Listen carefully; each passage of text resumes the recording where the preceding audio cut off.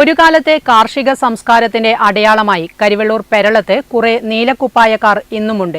കാലവും കൃഷിയും മാറിയെങ്കിലും നീലക്കുപ്പായവും 10-ാം നമ്പർ മുണ്ടും ഇപ്പോഴും ഇവർ ജീവിതത്തോട് ചേർത്ത് നിർത്തുകയാണ്.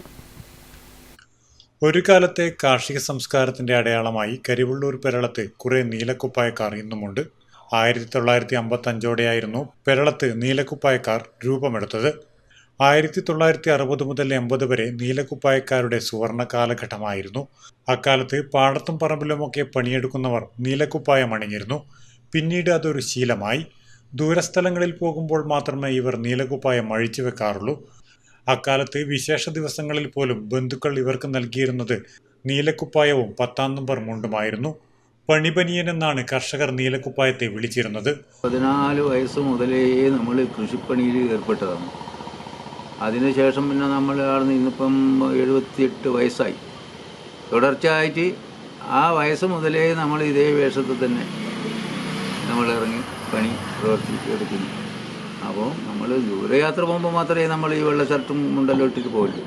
മറ്റ് ഈ പരിസരത്ത് എവിടെയുണ്ടെങ്കിലും നമ്മൾ ഈ വേഷത്തിൽ നമ്മൾ എത്തുമ്പോൾ ഇപ്പോൾ അങ്ങനെ മറ്റതെല്ലാം നമുക്കൊരു ആറാമാണ് ആ വേഷം.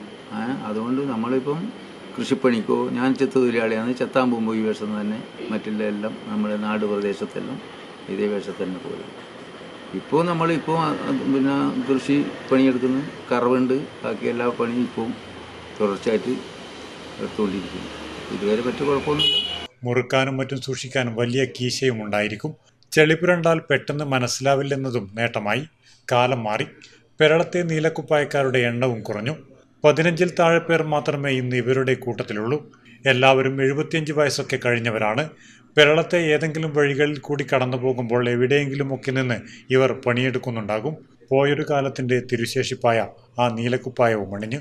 Network news, Karivellur.